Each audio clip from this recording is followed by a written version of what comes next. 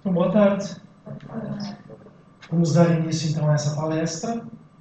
Como vocês sabem, toda a quarta semana de cada mês, nós realizamos um trabalho diferente, que todas as terças-feiras nós temos meditação gratuita nesta sala, a partir das 20 horas.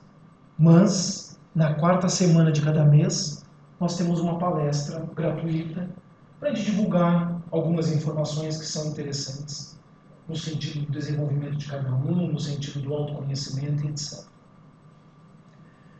Mas como a semana anterior, a semana passada, nós tivemos uma atividade dentro do grupo que participa dos trabalhos que nós realizamos aqui, dentro de cursos também, então passamos para esta primeira terça-feira do mês de setembro.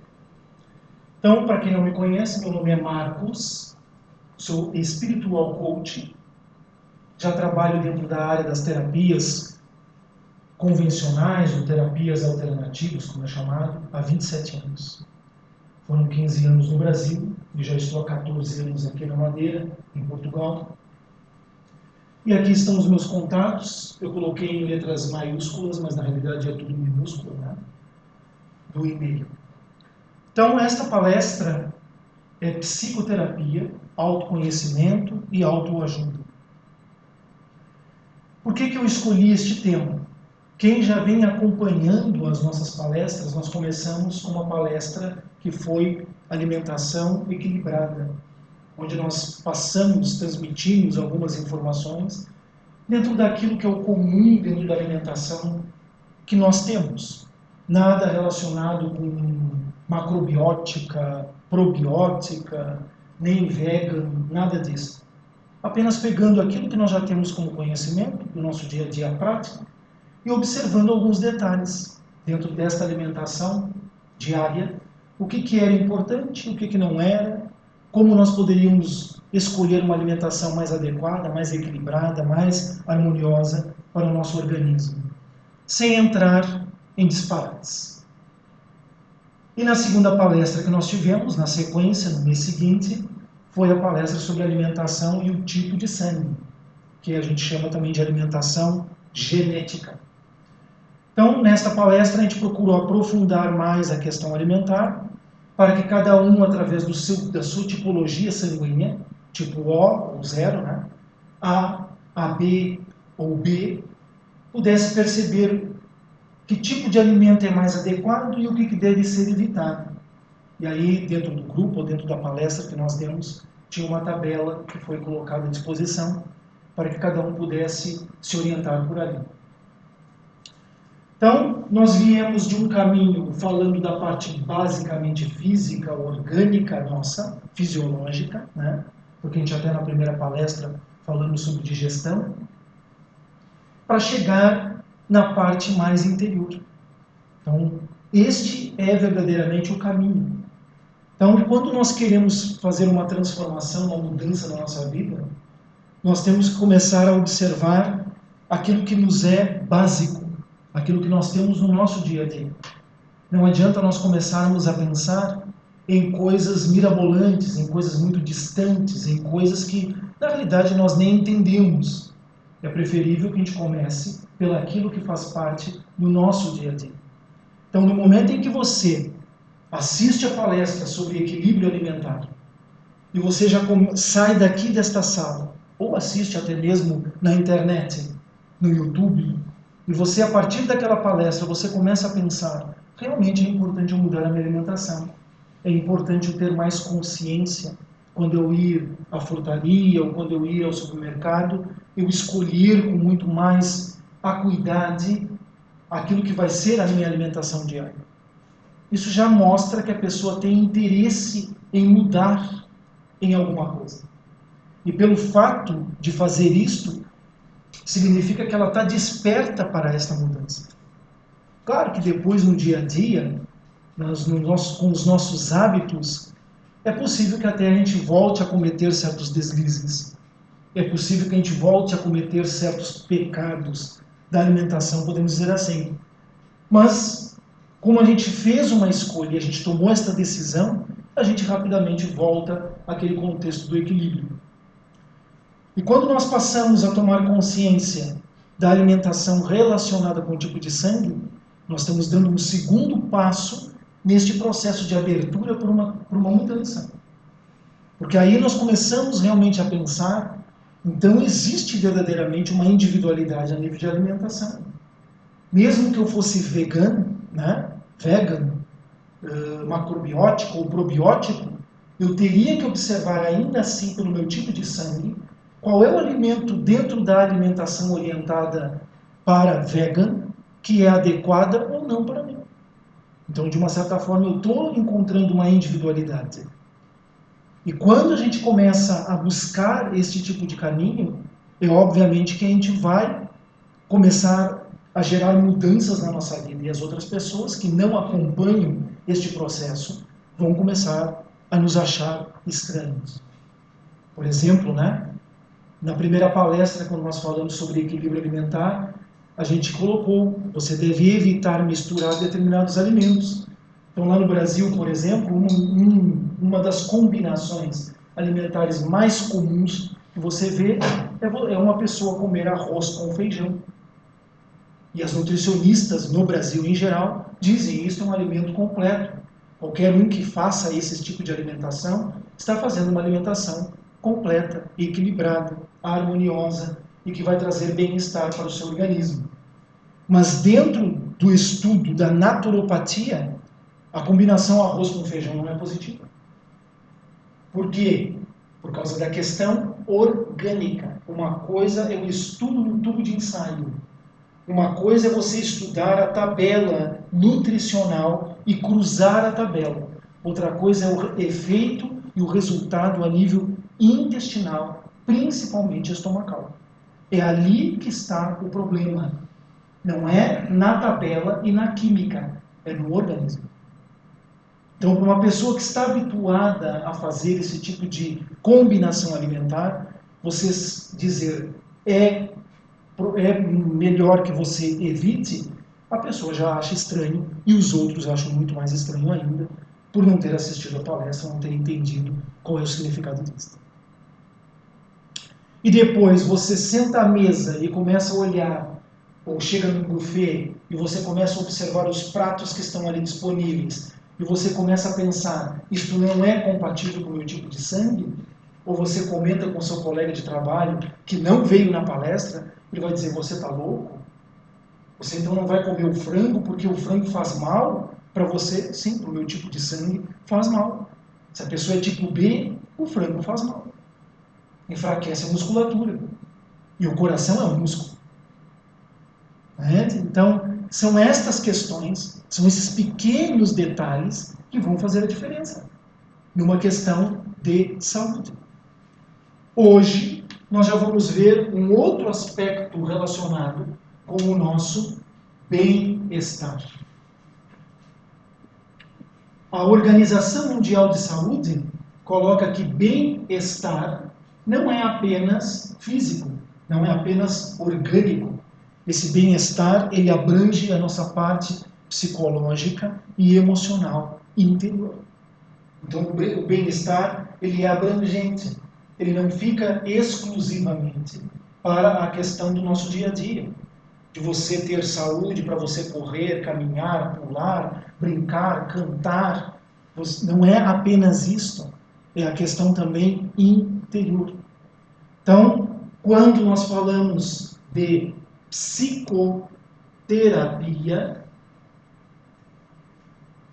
de uma certa forma, nós estamos falando em psicologia. Só que psicologia é algo que não está muito bem entendido pela a sociedade em si, porque foi vendida uma ideia para a sociedade sobre uma questão da psicologia e do seu papel. A maioria das pessoas, quando alguém diz, eu vou ir a um psicólogo, a pessoa pergunta, você está louco? Você está com algum problema mental? E psicologia não tem nada a ver com essa questão. Na realidade, a psicologia não trata loucos, não trata pessoas dementes. A psicologia trata pessoas, de uma certa forma, sãs. De uma certa forma. Elas podem estar apresentando uma patologia, dita psicológica, que é necessário um tratamento, um acompanhamento. Mas a pessoa não está demente. A pessoa não está com um problema grave a nível mental, cognitivo. Ela tem algo dentro dela que ainda funciona e que ela pode fazer as associações. Então não é para louco a psicologia, um tratamento com um psicólogo. É para alguém que ainda tem algo a oferecer e que pode ser verdadeiramente tratado. Dentro da origem da palavra, nós vamos ter dois termos aqui, e que está intimamente relacionado com os gregos, principalmente com Sócrates. Então, Sócrates, filósofo grego, ele começa a divulgar a psicologia.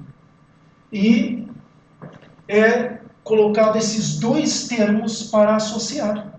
Então, psico vem de psique, que pode ser escrito assim. Psique significa alma. E logia quer dizer estudo. Então, psicologia é o estudo da alma. Só que, para a sociedade, ficou como tratamento ou acompanhamento a nível psicológico, a nível mental. Mas a alma, ela abrange mais do que a mente. A alma não é só o que nós pensamos. A alma é o que nós sentimos. A alma, ela é também a nossa atitude, a nossa reação, o nosso posicionamento perante as coisas, perante as pessoas, perante a sociedade. Por isso que a psicologia, ela vai abranger até mesmo a questão social, psicossocial, psicofamiliar, etc. Então ela não é algo restrito, ela é abrangente. Só que a alma, como eu disse, abrange a parte mental, emocional, as atitudes, as reações que nós temos. Agora, para a psicologia ela ser considerada uma ciência, ela tem que seguir os protocolos científicos. Quer dizer, ela tem que seguir algum tipo de padrão que vá demonstrar a teoria. Ela precisa fazer isso. Caso contrário, ela não é ciência. Então, a psicologia, para ser ciência, ela teve que se basear principalmente na questão comportamental. Porque é a única forma, ou a forma mais clara e objetiva de nós podermos observar um ser humano e dizer, ele está ou não apto a estar na sociedade. Ele está ou não a cumprir as suas capacidades, as suas habilidades como um cidadão dentro da sociedade, dentro da família e com ele mesmo. Então é o comportamento que vai ser a parte científica da psicologia. Porque não tem como você mesurar, não tem como você avaliar de uma forma clara, objetiva, física, material, cientificamente, felicidade. Não tem.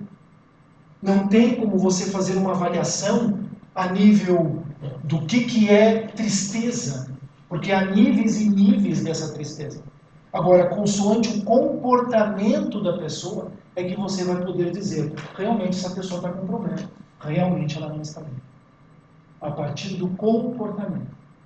E este comportamental aqui também está relacionado com a questão geral, quer dizer, se todo mundo tem um comportamento que determina saúde, equilíbrio e harmonia, então todos estão bem. No momento que um indivíduo ele sai deste comportamento geral, ou ele está com uma patologia, ou então ele mudou em alguma coisa. E isso vai ter que ser analisado, avaliado e estudado. Entende? Então é isso que a gente tem que perceber. Fora isso, todas as outras questões são empíricas dentro da psicologia. Todas as outras coisas.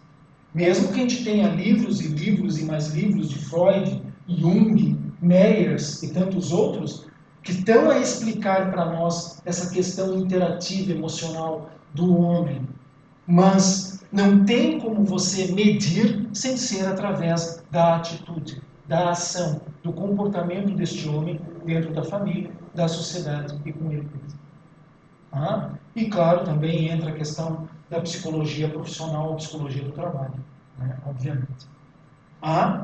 Então, se psicologia é estudo da alma, então na realidade a psicologia não trata nada.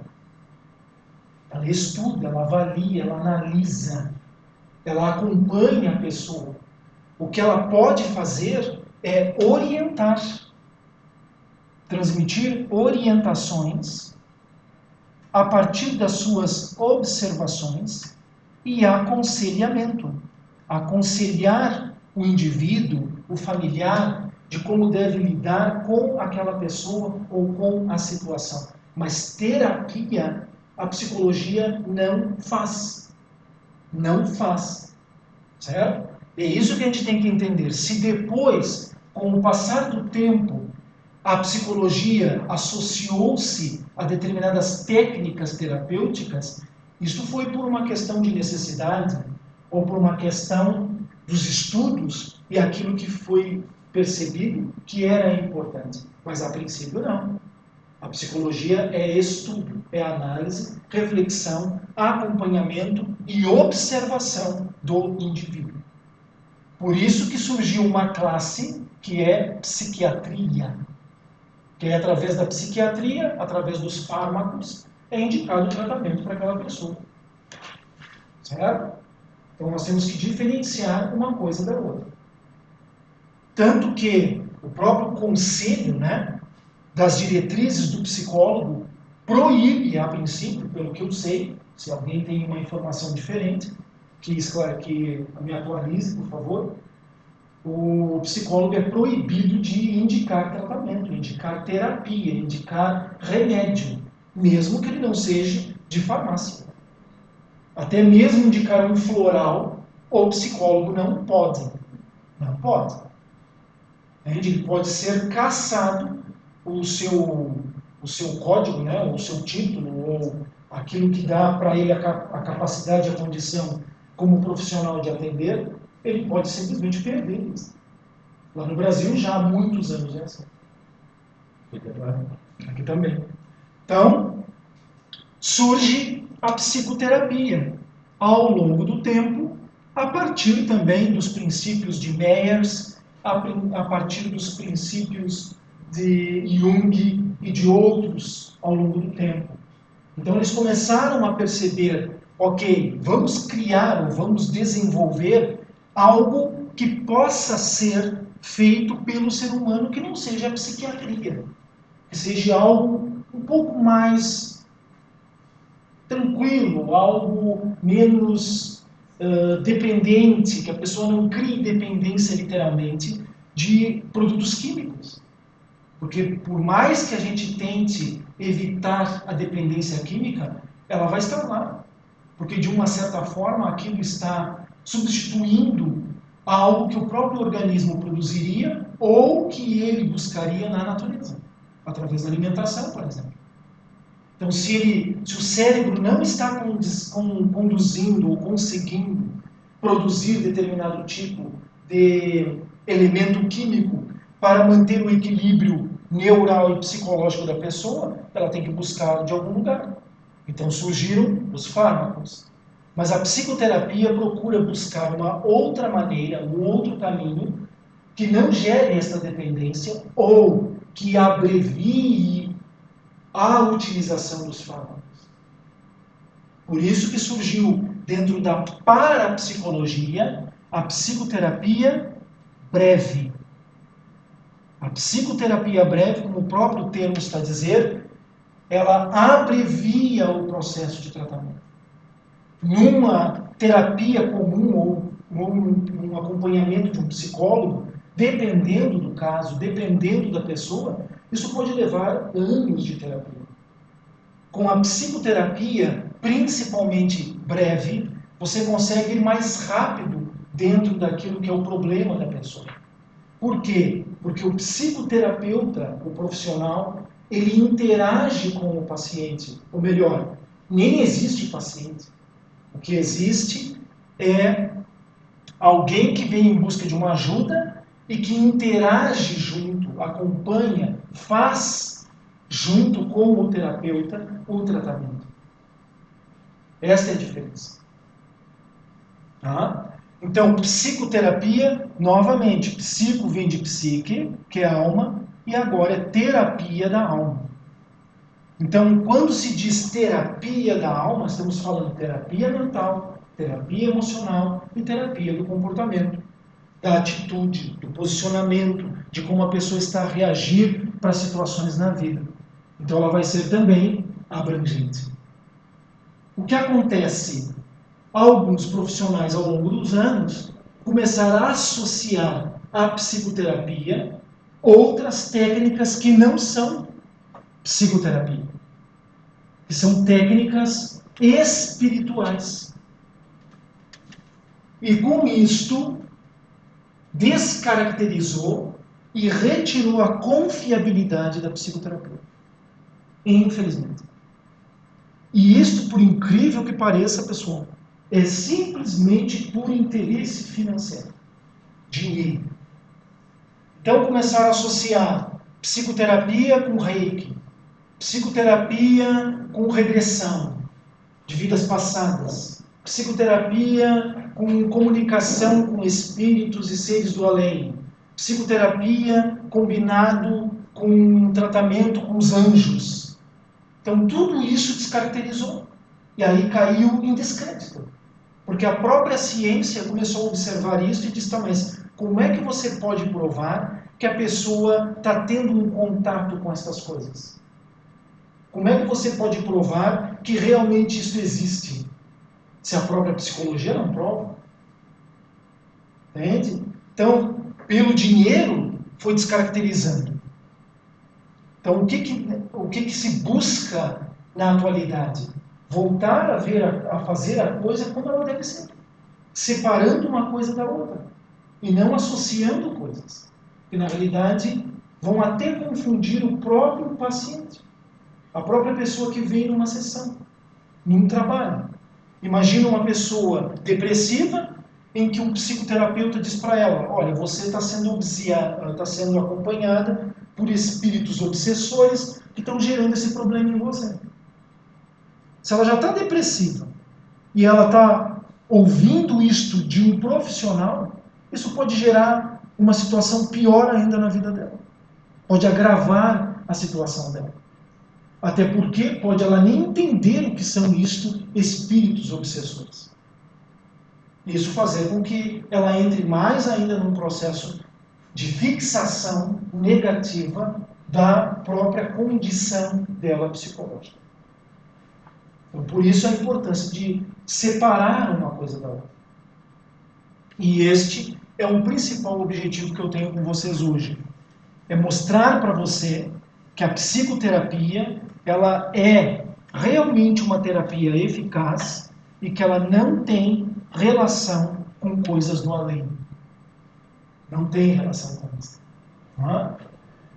Então, se a psicoterapia ela é da alma, isso já gera na nossa cabeça alma, mas então estamos falando de algo espiritual? Não.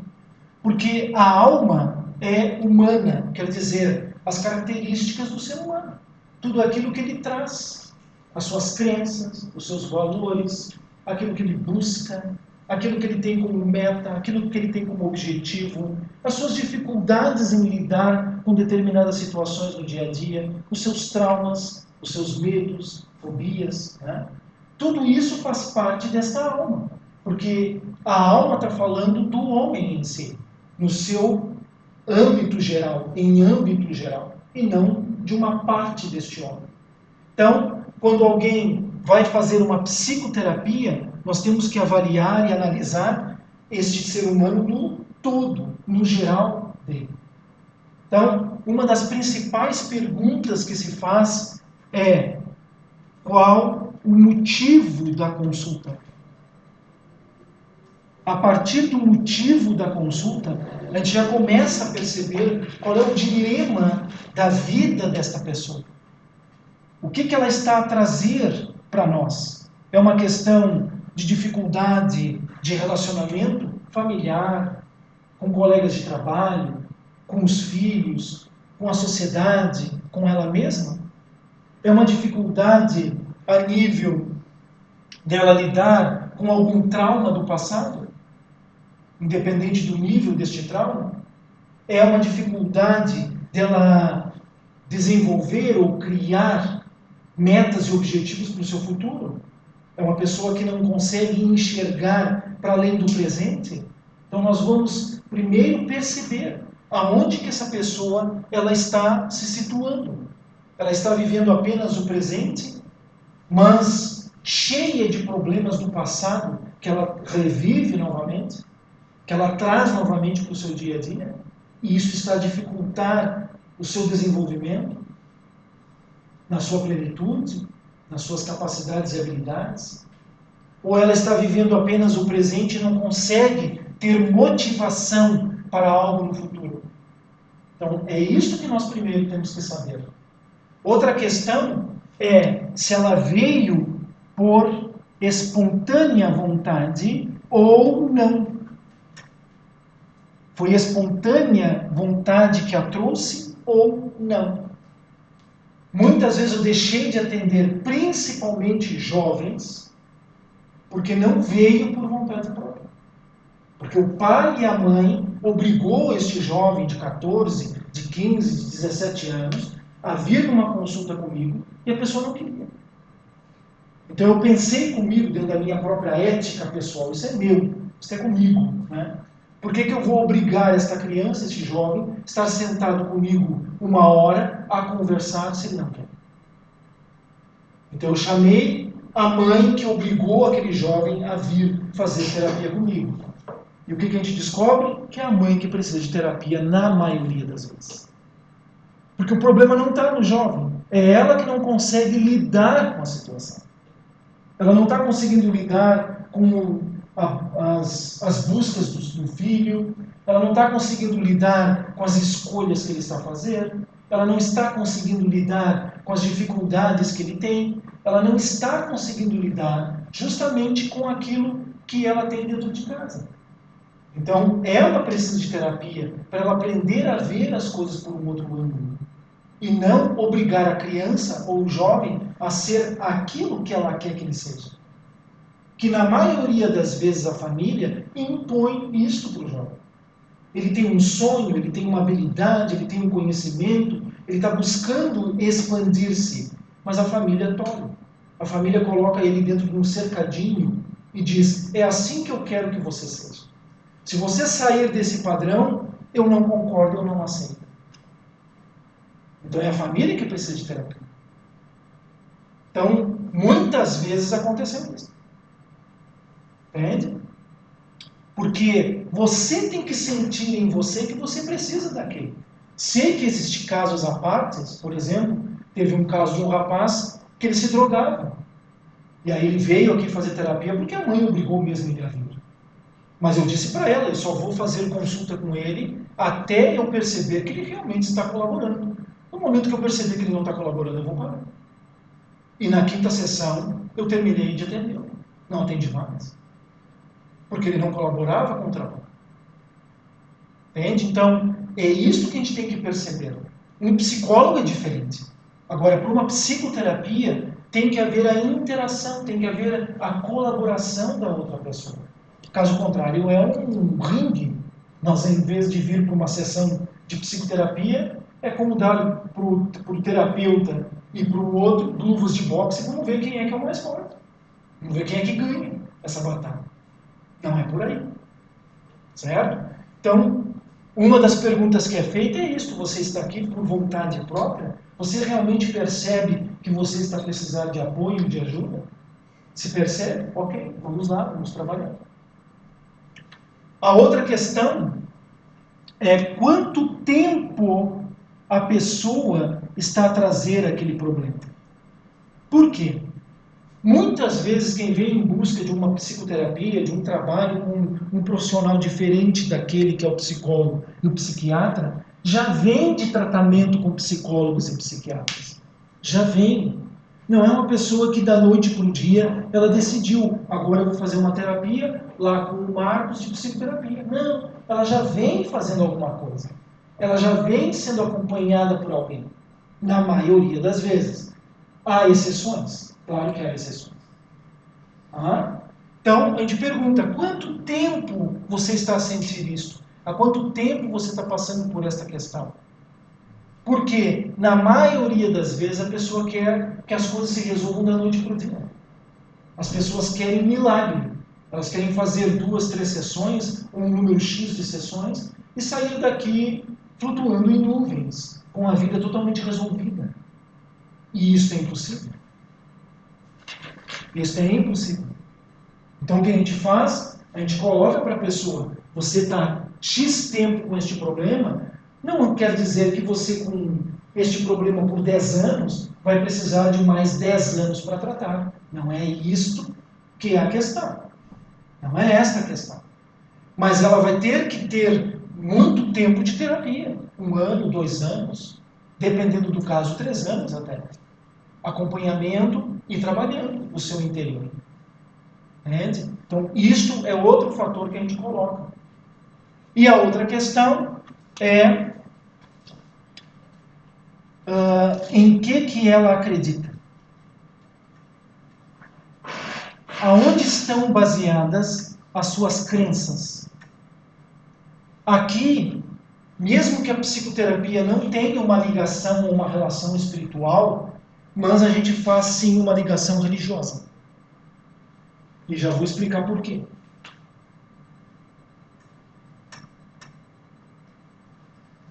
Porque a psicologia, de onde vem a psicoterapia, ela inicialmente estava associada com a filosofia. E a filosofia, antigamente, estava associada à religião. Se você analisar, estudar de mente aberta, né, obviamente, tudo aquilo que veio da filosofia, você vai ver que ela tem uma relação muito forte com tudo aquilo que são as doutrinas e conhecimentos orientais, principalmente. E mais ainda relacionada com o Tibete, né, e com o hinduísmo, estas duas vertentes principalmente. A partir destas duas vertentes, que eu coloquei como religião, mas elas não são religião, elas são filosofia, mas existe a questão religiosa, espiritual embutida, tanto na questão tibetana como hinduísta. Então, a partir dali, estava tudo associado. Religião e filosofia era uma coisa só.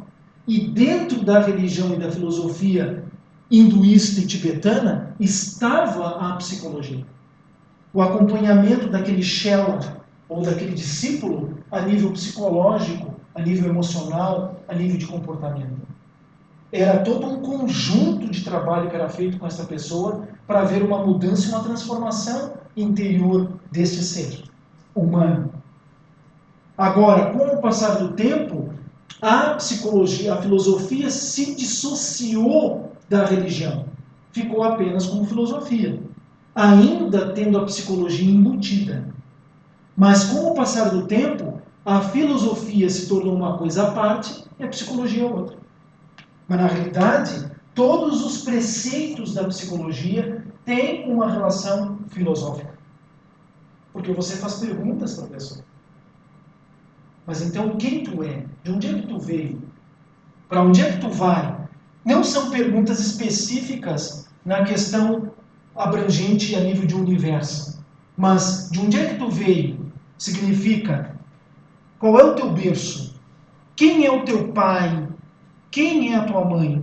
Como tu vê essas duas pessoas? Isso é filosófico, ao mesmo tempo que é terapêutico.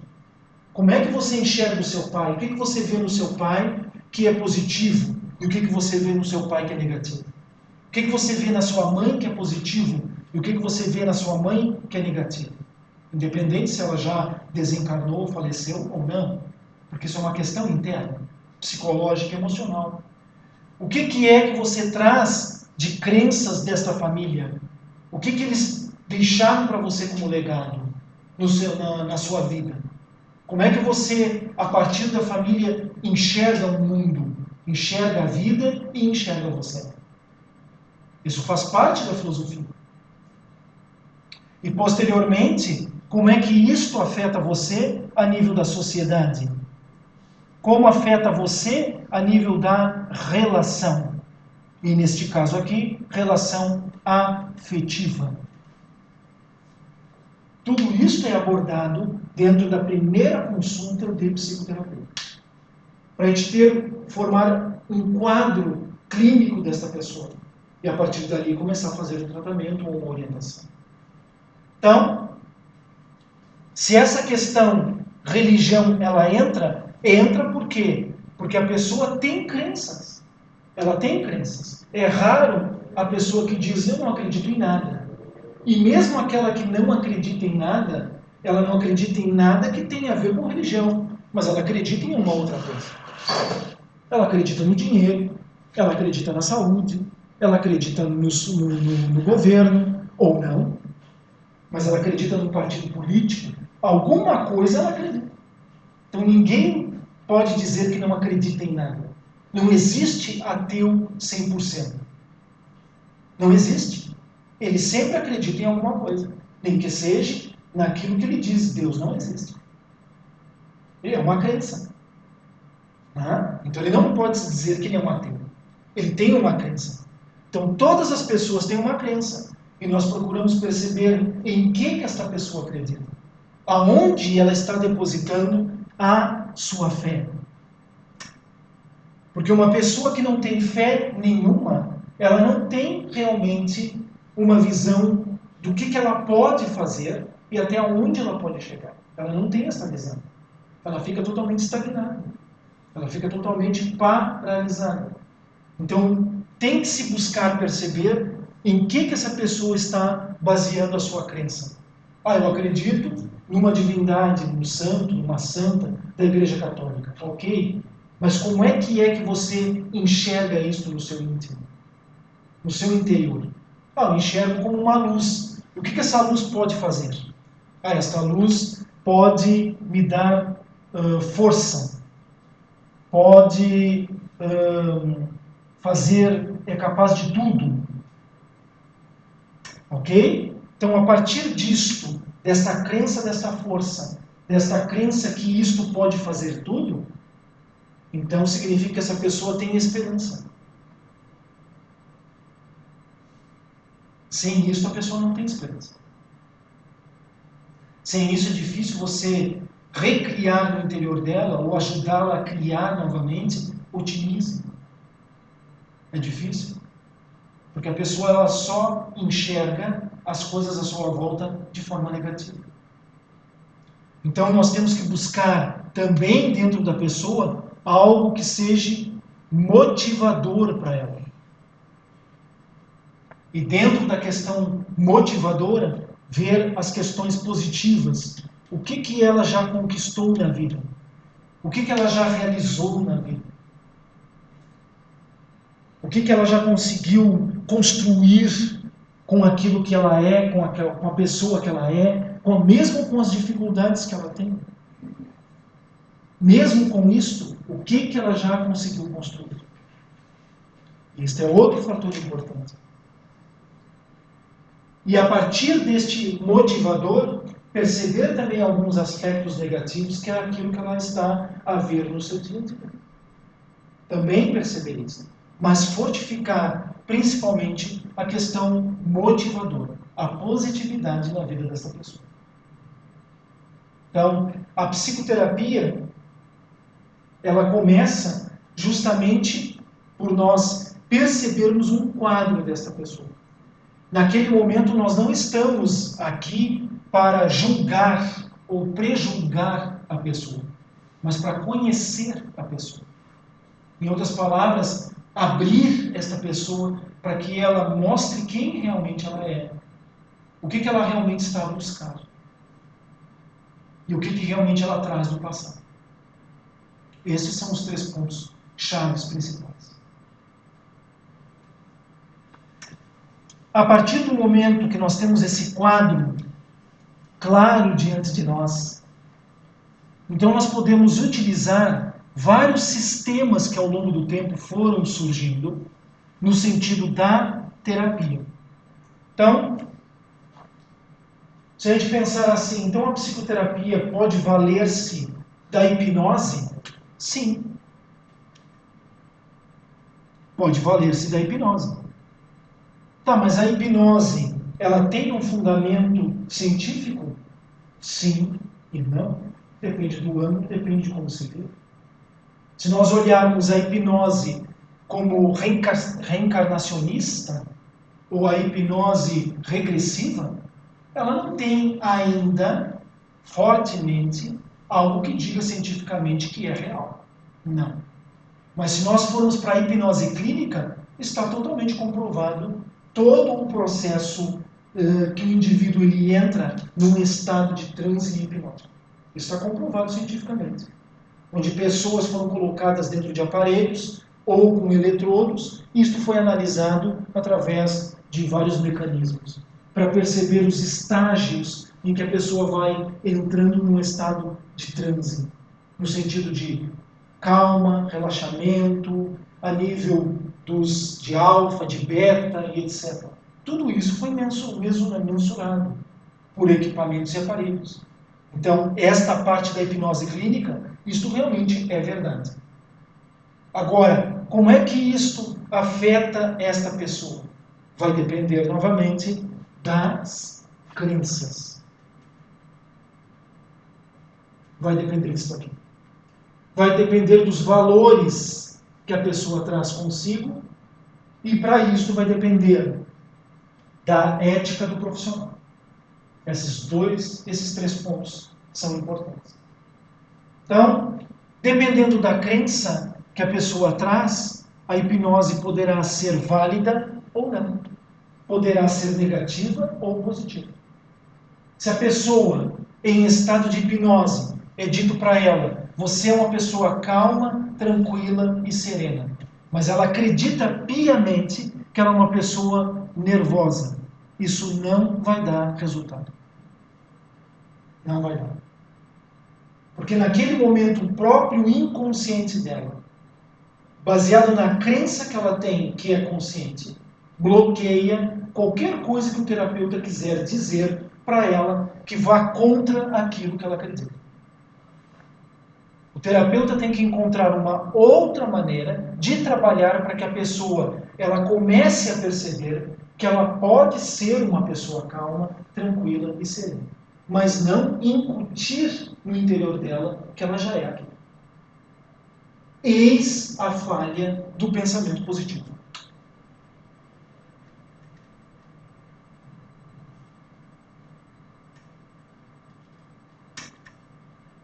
Por isso que muitos psicólogos e muitos terapeutas são contra a questão do pensamento positivo.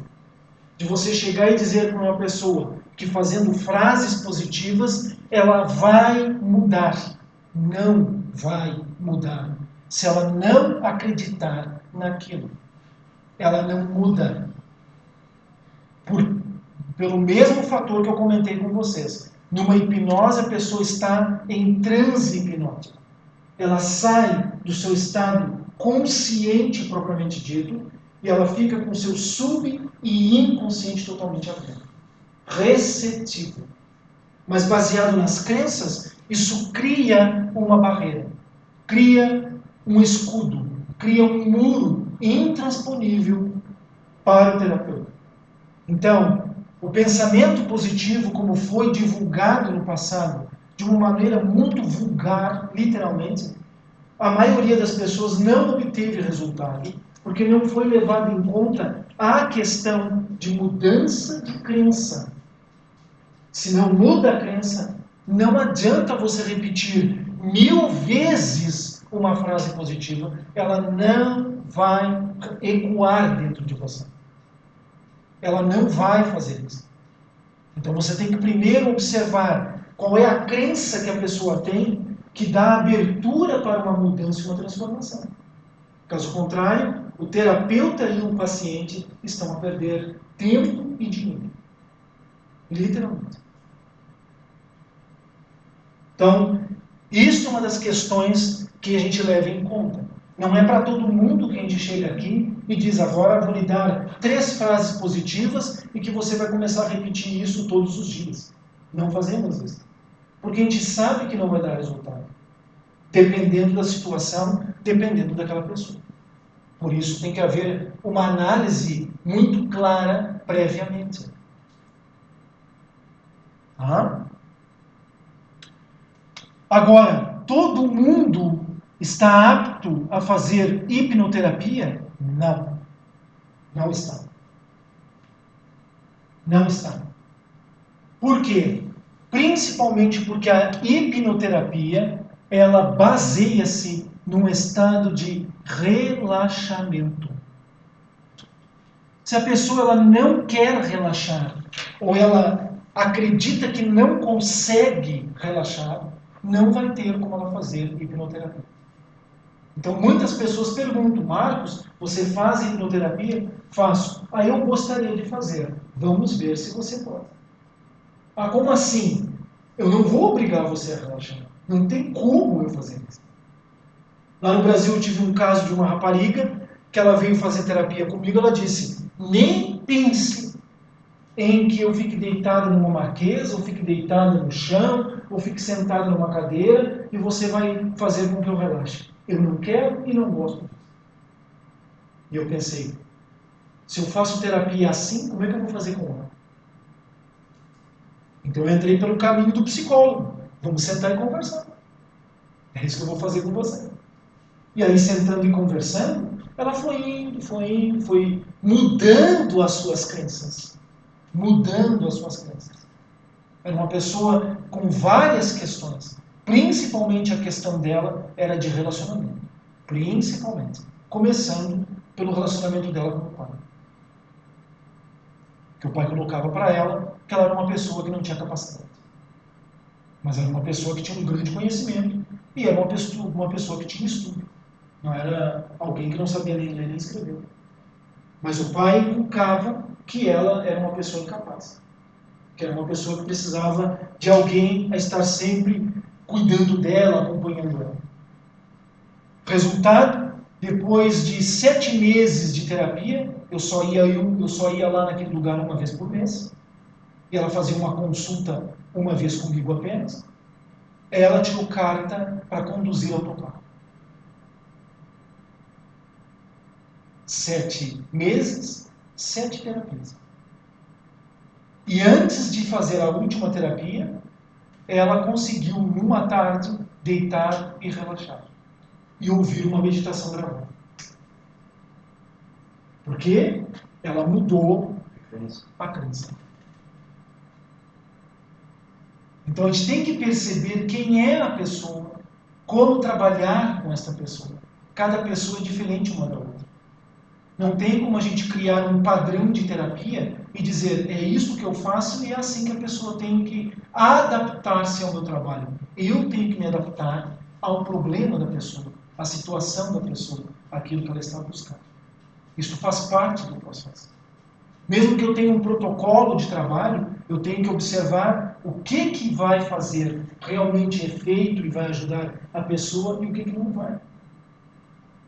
Então, o terapeuta, ele adapta-se ao problema, à situação, ao indivíduo, para contribuir com o seu desenvolvimento. Ao longo do tempo, colocaram junto com a psicoterapia uma história chamada de coaching. Então, surgiu lá em meados de 90, ou final de 90, se não estou em erro, os primeiros terapeutas coaching nos Estados Unidos. E aí foram escrevendo livros e fazendo teses e etc. E começaram a disseminar isto através de profissionais, principalmente profissionais dentro da psiquiatria, psicologia, acompanhamento psicológico de pessoas, etc. E o que acontece? Aquelas primeiras pessoas que foram se formando como coaching, elas já tinham um conhecimento. Como eu disse, já eram profissionais dentro da área. Já tinham uma lida com esta parte de consultório. Elas não estavam caindo de paraquedas ali. Claro que os valores também não eram acessíveis para qualquer pessoa. Fazer um curso de coaching. Quando isto começou a chegar nas Américas, principalmente no Brasil, né, isto começou a viralizar. Hoje em dia é como uma praga. É como você ter ervas daninhas num jardim. Em cada esquina tem 2, 3, 4 que fazem coaching. O que a gente sabe? Coaching não é para qualquer um. Nem para qualquer um como terapeuta e nem para qualquer um como paciente. Não é. O coaching, ele é direcionado para uma pessoa que já tem um equilíbrio. Não é para uma pessoa que tem desordens, problemas, dificuldades, que não sabe o que quer. Coaching não é para isso. Vou dar um exemplo prático para vocês. Vamos dizer que você tem um professor, veja bem o que eu vou colocar. Você tem um professor de natação e você não sabe nadar. Então você vai e matricula-se com esse professor, com esta escola de natação, para você aprender a nadar. Ou então, você tem um parente, você tem um amigo, você tem alguém que já sabe nadar e se predispõe a ensinar você a nadar. Ele não é coaching. Ele é uma pessoa que está ensinando você a dar as primeiras braçadas, a mexer as perninhas, a se manter na superfície da água para você não morrer afogado. Certo? Agora, se você quer ser, veja bem o que eu vou colocar, um profissional no sentido olímpico, aí sim você vai procurar um coach. Ou melhor, porque você já sabe nadar. Você já sabe ficar em cima d'água. Você, quando cai na piscina, você não morre afogado. E nem corre o risco de se afogar. Você já sabe se posicionar. Você já sabe alguns estilos, né? No mínimo o cachorrinho, né? E as braçadas. No mínimo isso você já sabe. Você já sabe mergulhar e manter, né, segura a respiração para não entrar água pelo nariz. Você já sabe. Então agora você quer se transformar num profissional. Então aí sim entra o coaching. Mas antes disso não. O coaching não vai ensinar uma pessoa a nadar. Porque esse não é o papel dele. Esse não é o trabalho dele. E o que acontece é que a maioria das pessoas procuram agora um coach no Brasil para aprender a nadar. Está errado. Totalmente errado. E a pessoa que é coach e ela se coloca neste posicionamento é porque ele só quer ganhar dinheiro. Esse é o objetivo principal. Porque ele não vai conseguir fazer com que uma pessoa que não saiba nadar, ela aprenda movimento crawl, ou ela aprenda nado borboleta. Não vai. Porque ela não sabe nem mexer as pernas ainda na piscina. Estão entendendo a diferença? Então são níveis de processos e níveis de trabalho. A gente tem que saber que aquela pessoa ela não está preparada para algo de desenvolvimento e transformação. Ela não está preparada para isso.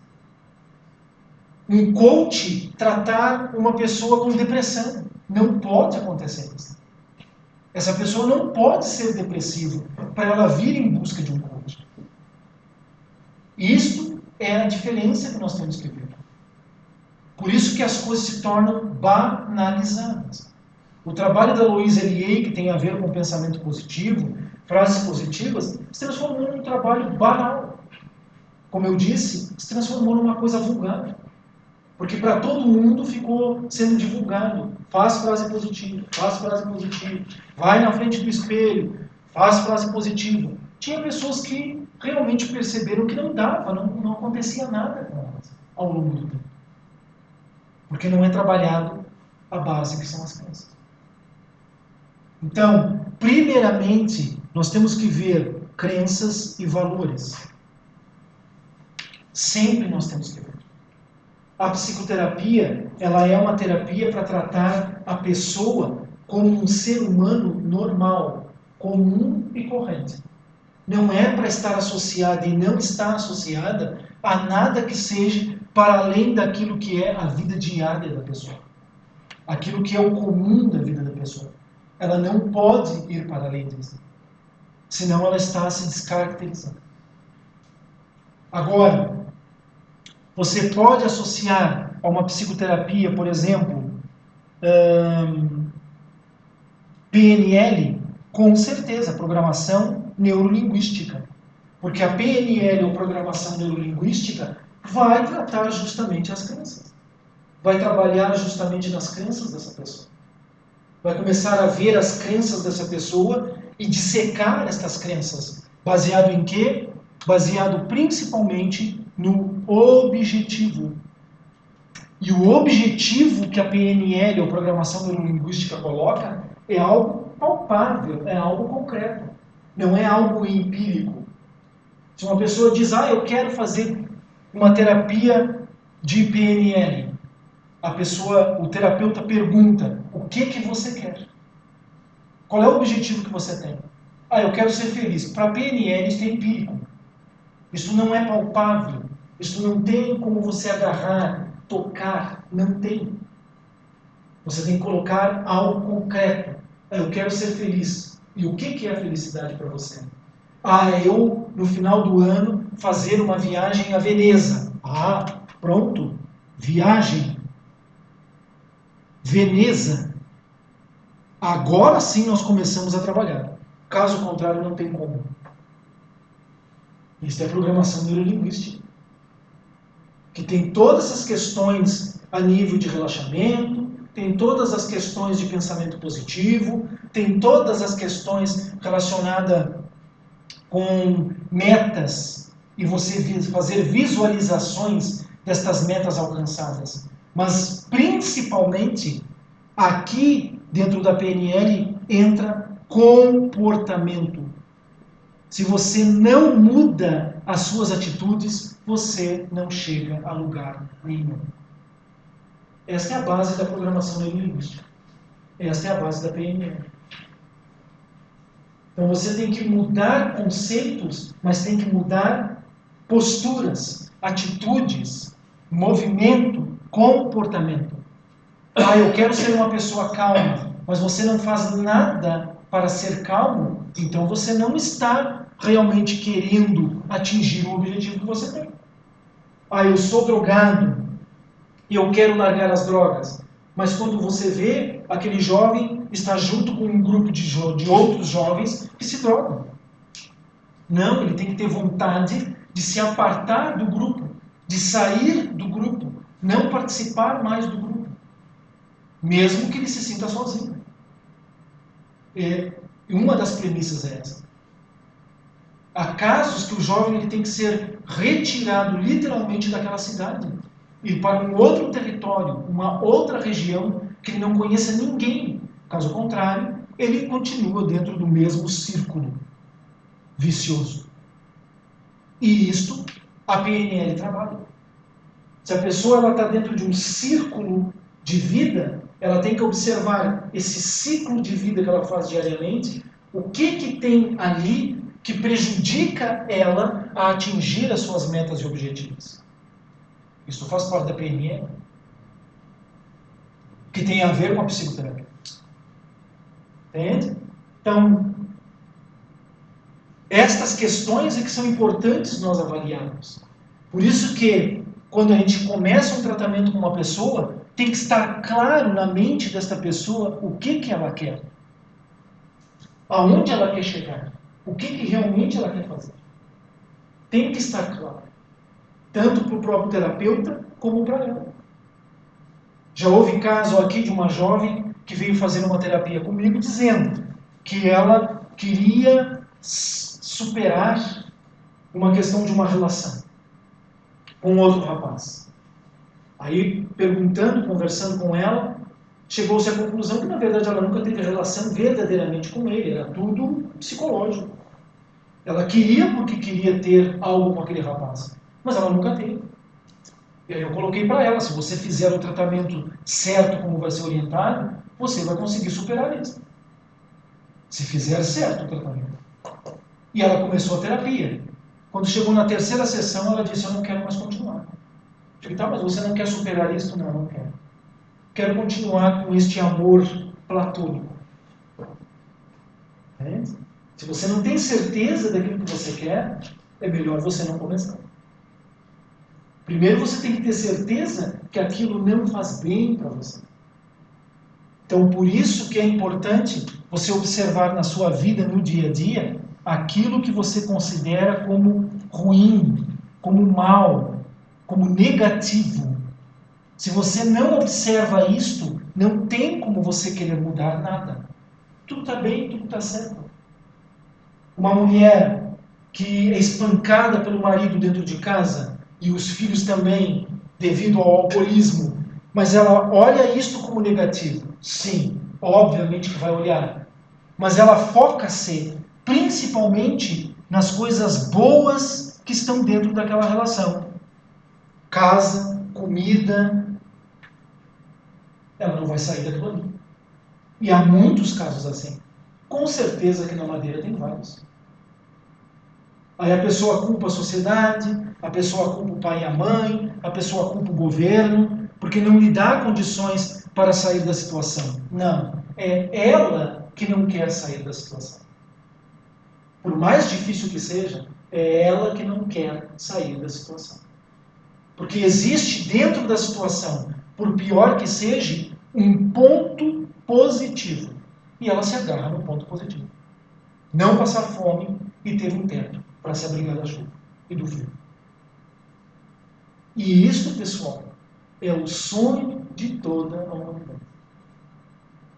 A humanidade corre atrás de comida, casa e dinheiro. Isto é verdadeiramente a base, é o tripé aonde a sociedade está apoiando. Casa, comida e dinheiro. Juntamente com isto, depois vem as outras coisas. Saúde. Relação.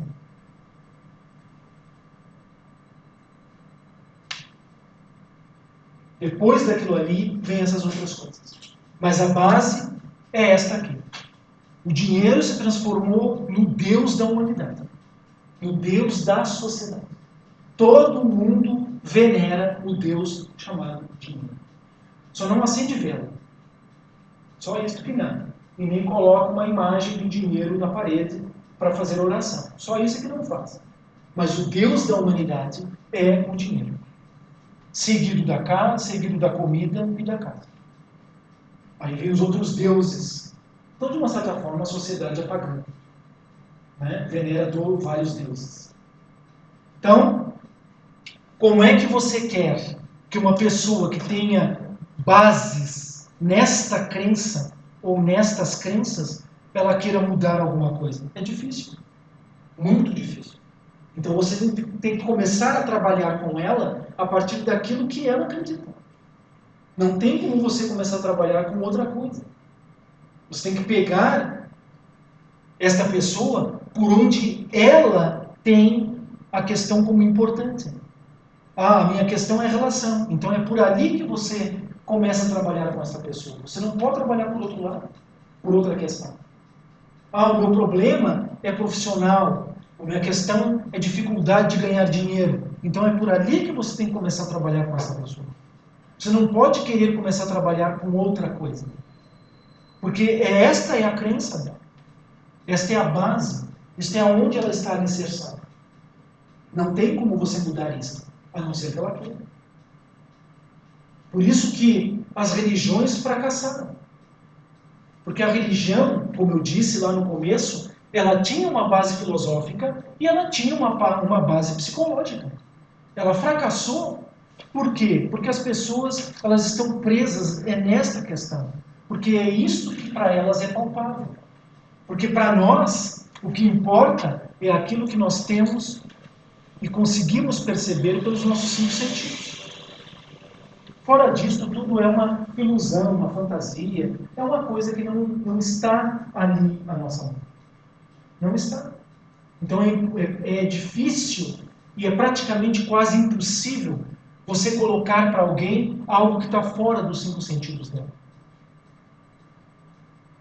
Por isso que a medicina, ela é o que é, e tudo aquilo que o sistema de saúde oferece é baseado naquilo que é palpável para as pessoas, a dor e o sofrimento.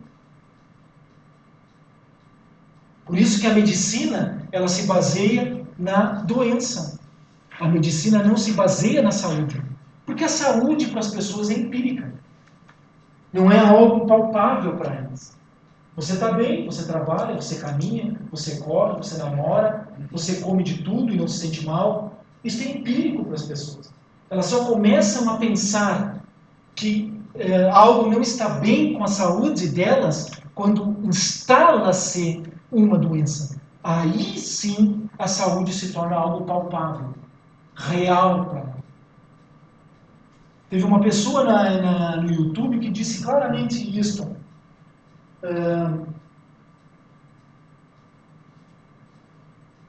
A pessoa ela só tem noção que ela é um ser mortal quando ela passa por uma experiência de quase morte. Antes disso, ela não tem essa noção. Ela acredita que ela é invencível, que ela é o Superman, que ela é o Wonder Woman. Ela acredita nisso. Até o momento que ela leva uma facada, um tiro, ou tem que passar por uma cirurgia às pressas, ou fazer um tratamento que ela está à beira da morte. Só naquele momento é que ela percebe: eu não sou imortal. Eu sou um ser mortal. A qualquer momento eu posso perder a vida. Aí é que ela começa verdadeiramente a valorizar a vida. E aí é que ela começa a fazer escolhas mais conscientes para manter uma vida saudável, equilibrada, harmoniosa, indo ao encontro de outras coisas que não são apenas comida, casa e dinheiro. E sexo. Porque aqui na questão da relação, é sexo que é o mais importante. Não é outra coisa. Entende? Por incrível que pareça, é isso. Por incrível que pareça. E a família incentiva o jovem que não quer viver preso nesse sistema a viver preso no sistema. A própria família induz o jovem a fazer isso. Porque a família, a princípio, coloca: você tem que encontrar uma profissão que lhe dê dinheiro. É isso que a família coloca. Você tem que ter uma profissão que lhe dê dinheiro. Não é uma profissão que você ame, que você goste, que lhe dá prazer em estar ali e fazer. Não. É uma profissão que lhe dê dinheiro. É isso que é colocado. A própria família vende essa ideia. E a sociedade, que é uma extensão da família, obviamente vai vender a ideia também. Entende? Existe um ditado, que com certeza aqui na Madeira também é falado, que amor não enche barriga. É dito isso claramente para os jovens. Amor não enche barriga. Essa história de viver numa casinha, numa choupana lá no interior, só comendo ervinhas, tomando aguinha pura do rio e tudo mais, por amor, isso aí é mentira. Não, isso é real. Para quem acredita no amor. Para quem não acredita, tem que ter uma casa luxuosa, com piscina, com um jato na porta e poder viajar todos os anos para todo lugar do mundo. E no futuro até fazer viagem para a Lua. Isso vai ser a representação de amor. O resto não. O resto é fantasia, é empírico. Viu como é que são as coisas, pessoal? Esses são os valores da sociedade. Esses são os valores da sociedade. Então, por isso que a gente tem que ver onde é que estão os valores da pessoa. Onde ela está alicerçando os seus valores. Tanto que as pessoas elas são avaliadas não pelo que elas são, mas pelo que elas têm.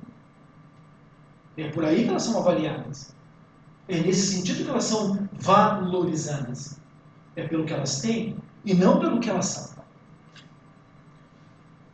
Então, dentro da questão da psicologia, dentro da questão da psicoterapia, é justamente isso que nós precisamos trabalhar. Nós precisamos trabalhar com aquilo que é a vida diária, aquilo que é o comum das pessoas, para elas conseguirem mudar os seus paradigmas, mudar os seus aspectos de valores e crenças, para elas passarem a ser seres humanos verdadeiros. Caso contrário, não são seres humanos, são robôs dentro da sociedade. Vivem como máquinas dentro da sociedade.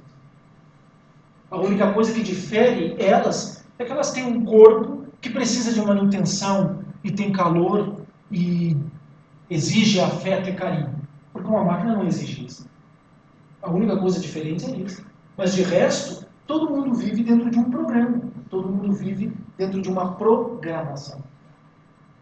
E é isto que a psicologia, e é isto que a psicoterapia, é isto que certas técnicas vieram a buscar resgatar o ser humano, dentro da máquina humana, dentro deste humano robótico que vive a vida no dia a dia. É isto que estas terapias vêm buscar reajustar. Só que com o passar do tempo, tanto a psicoterapia, mas principalmente a psicologia, pode ter caído por um caminho que é você aprender a adaptar-se à vida comum e correta. Você estar preparado e pronto para continuar sendo um alicerce, uma peça desse contexto, desta maquinaria chamada sociedade. Infelizmente, pode ter caído por este caminho. Infelizmente. Ou vai continuar sempre a ser assim? Se a coisa continuar como está, não vai cair nunca. O universo aqui não tem uma, enfim, as novas energias, o universo não vai tentar enfraquecer e... Essa questão de universo e novas energias, a gente tem que ver que tudo tem uma polaridade, tem polaridade, positiva e negativa. Na realidade, as energias elas não são nem boas e nem más. Elas são polaridade. Para elas atuarem dentro de uma polaridade, tem que haver um receptor. Ou o receptor tem uma polaridade negativa, porque vê tudo mal, ou ele tem uma polaridade positiva, é o otimista, ele tem fé, ele tem confiança. Conforme a polaridade, é que as energias do universo, do cosmos, das constelações, daquilo que se queira dizer, elas vão atuar. Então, se a humanidade, no geral, ela está vivendo dentro de uma polaridade negativa, pessimista, obviamente que essas energias vão atuar fortificando o processo negativo da humanidade. Se a humanidade está presa, essas energias vão atuar fazendo com que a humanidade continue presa. Não vai libertar a humanidade. Não há um processo de limpeza, Só se a maioria morrer. Acho que é o caso. 50% mais um. Que é o caso aconteceu. Da humanidade. Agora veja, 7 bilhões de habitantes, 50% mais um, desapareceram do mapa. Só assim mudaria. Os dias há acidentes, há etapas, e dessa forma vai havendo limpezas e mudanças de paradigma. Já teve alguém que disse assim, na realidade está nascendo cada dia menos pessoas. Isso é mentira. Só se for aqui na Madeira. Ou em alguma cidade do interior do continente. Porque no resto do mundo, todos os dias nascem crianças, e nascem mais do que morrem. Então, é meio complicado a gente acreditar que simplesmente por pessoas morrerem diariamente, um dia vai chegar que a humanidade vai ser 50% menos um. 50% mais um a desaparecer do planeta. Muito pelo contrário. As estatísticas são que daqui 40 anos vai estar duplicado ou um pouco mais a quantidade de gente no mundo. Em 40 anos. 15 bilhões. 40 anos. O que demorou para chegar a 7 bilhões, em 40 anos vai ser muito mais. Então, esta estimativa já nos deixa realmente preocupados. Mas há um processo de mudança na sociedade, na humanidade, que volta Volto a repetir, só vai haver mudança a partir dessas novas energias se a humanidade estiver dentro da polaridade específica. Caso contrário, não tem ligação. Não. Não tem. A própria religião decaiu, né? Como eu disse no começo da palestra, a religião tinha como objetivo equilíbrio e harmonia do ser humano, a partir de um método filosófico e de um método psicológico.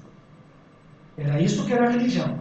Com o passar do tempo, a religião saiu da filosofia, saiu da psicologia, começou apenas a vender uma cadeirinha no céu. Então isso faz com que a humanidade fique presa. Fique presa. Fique condicionada ao sistema. A gente acredita que o Papa é este que está aí, porque ele está falando coisas novas, às vezes até coloca o dedo na moleira dos cristãos, como foi um dos casos que ele disse ultimamente, né? Que a pessoa ia à missa e depois não fazia nada, então ele tinha uma fé morta. Mas isso ele está dizendo porque tem gente que deixa de dizer. Tem uma cúpula que, na verdade, coordena o Vaticano. Não é o Papa. Assim como não é o presidente da República de Portugal que manda. É uma cúpula que manda. Assim como não são os presidentes de todos os países que mandam. É uma cúpula que manda no mundo. Não importa quem é. Entende? É uma cúpula. Então, essas cúpulas é que são verdadeiramente o governo da humanidade.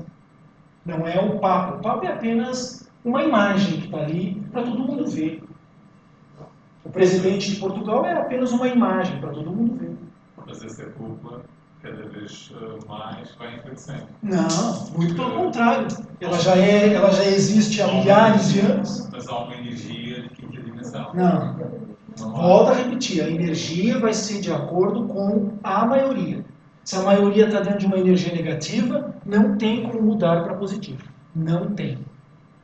A energia é pela maioria. Mas esses vão ter que mudar, não muda pelo amor e compaixão, não. Vão mudar pela dor e pelo sofrimento. Vão mudar dentro daquilo que a cúpula disser que é. E não por outra coisa. Tudo está sendo programado.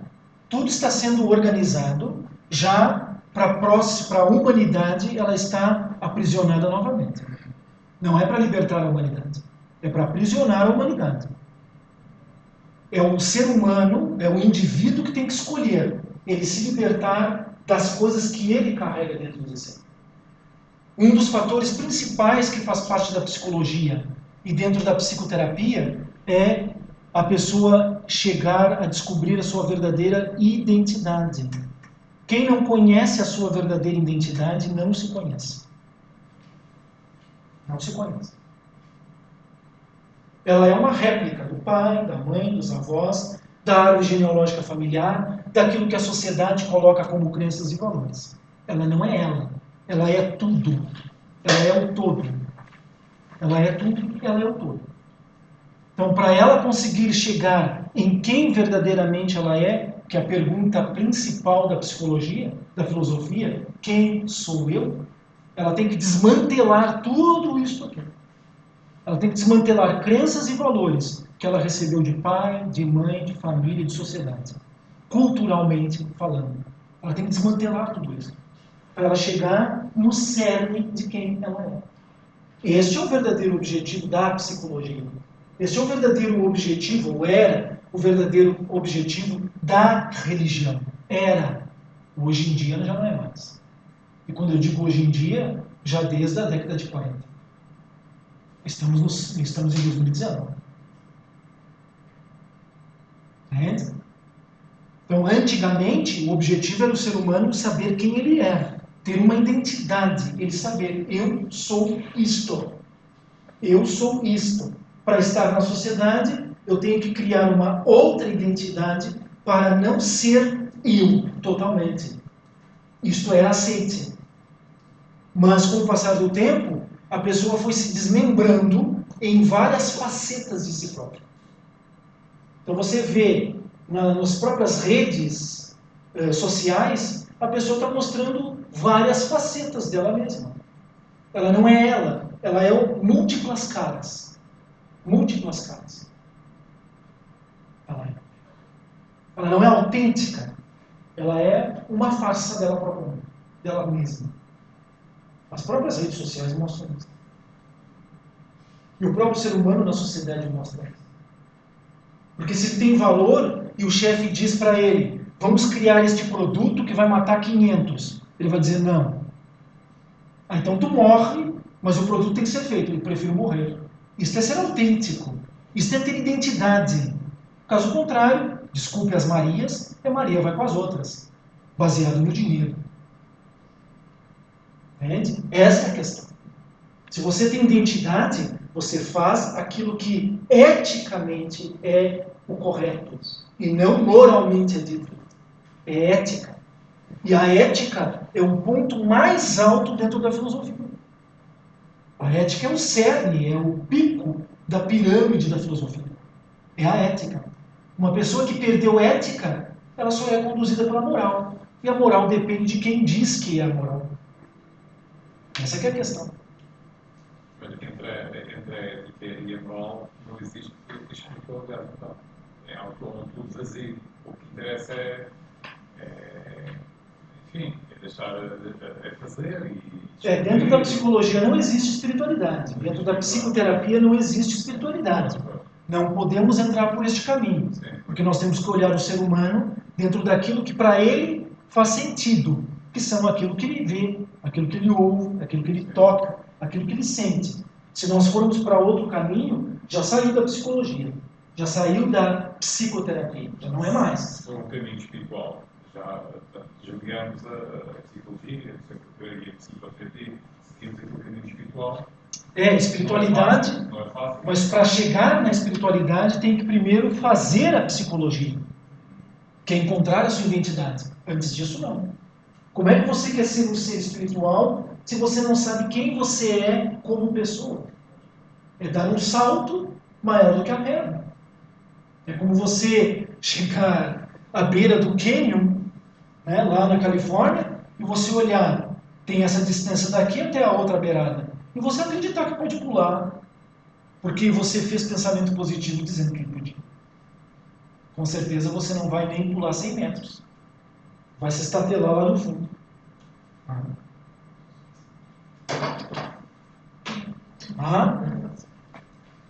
Então é isso que a gente tem que fazer como diferenciação.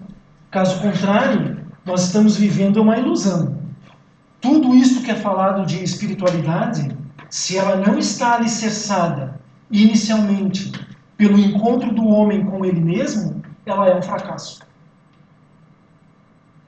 Ela é um fracasso total. Então é isso que a gente tem que sempre buscar, perceber. O primeiro processo que é dentro da psicologia, dentro da psicoterapia, dentro de um trabalho, é o homem encontrar-se com ele próprio. E para isso, ele tem que entrar nesta mata densa, que são as crenças, que são os valores, que é tudo aquilo que a sociedade vendeu como uma ideia, vendeu como realidade, como uma verdade.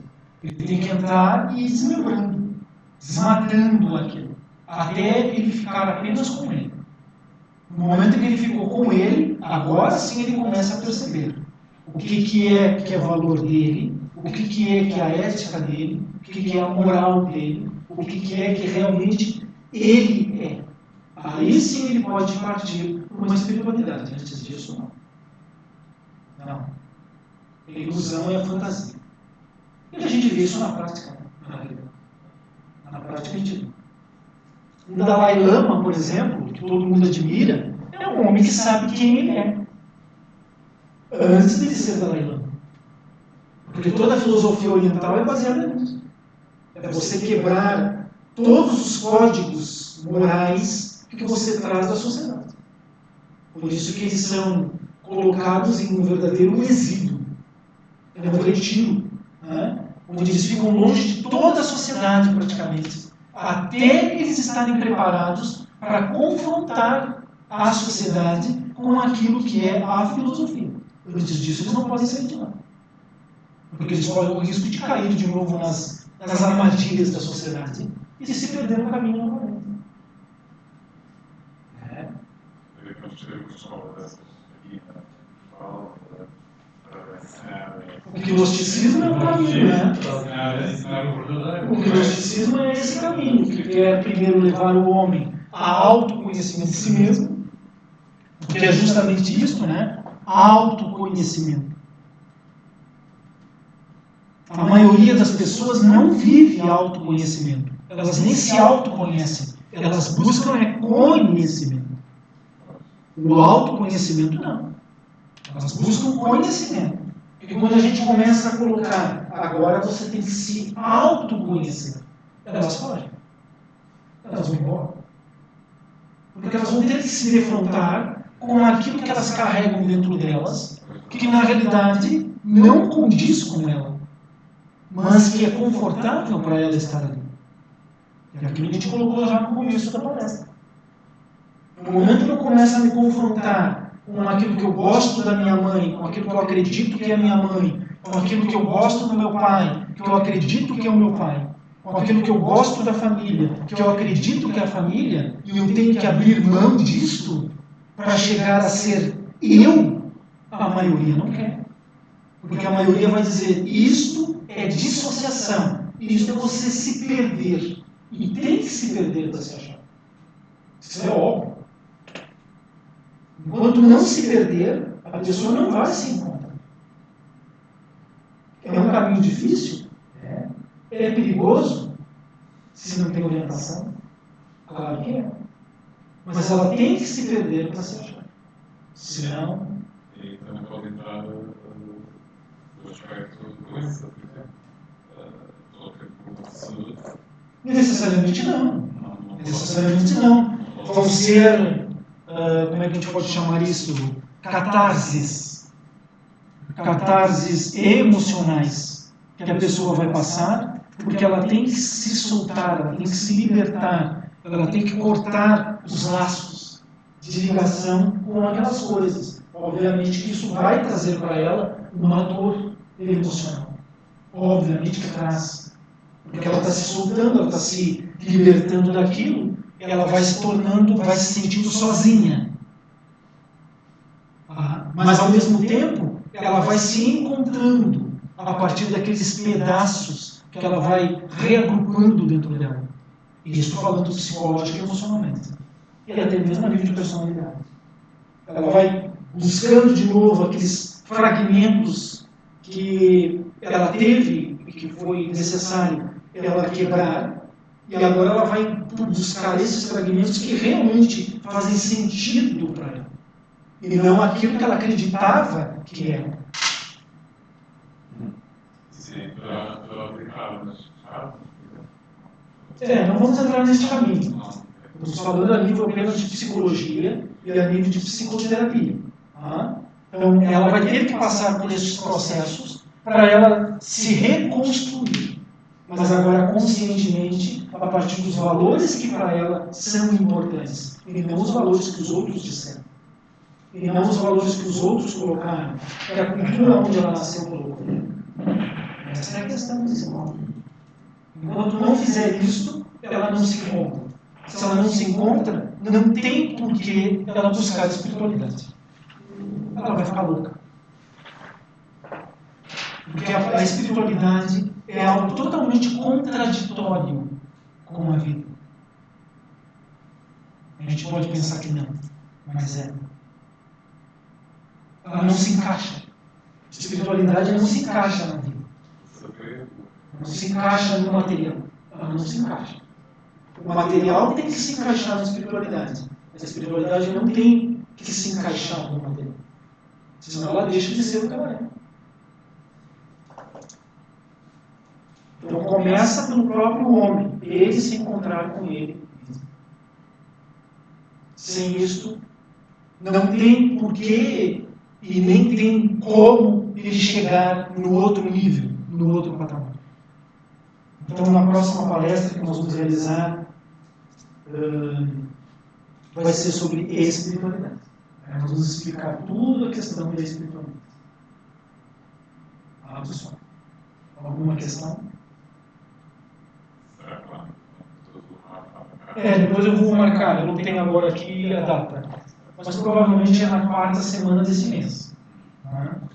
na terça-feira da quarta semana desse mês. Aí não tem a meditação e tem a palestra. Essa interiorização, essa busca de nós próprios,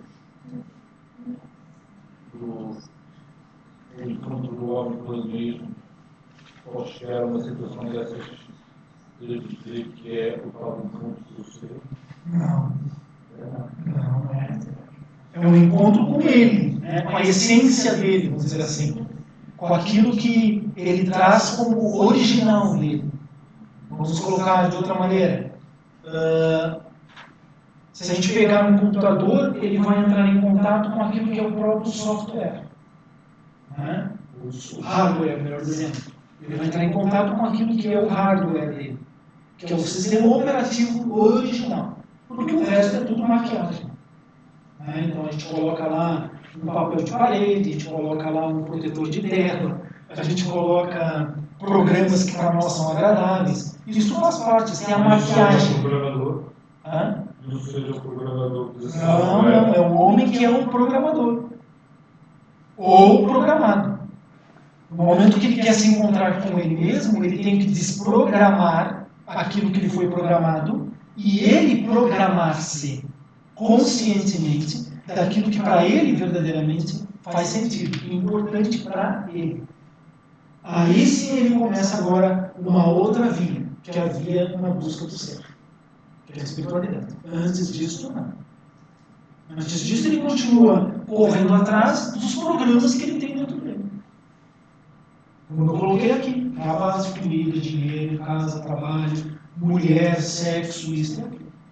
Ele continua sempre a correr atrás disso. Não é que a gente não vá viver estas coisas, mas para você se auto-encontrar, autoconhecimento, você tem que olhar para estas coisas e começar a buscar conhecer o que é que faz com que você dependa destas coisas. Não apenas por uma questão física, não é por uma questão meramente física, é a dependência psicológica e emocional. A gente tem que olhar com clareza por que isso gerou dependência, ou eu me permiti. É isso que é a questão do encontro consigo mesmo. Nós temos as nossas necessidades físicas, claro que temos, e isso é importante, mas fora isso, não. Fora isso, não. Pessoal, muito obrigado. Boa noite.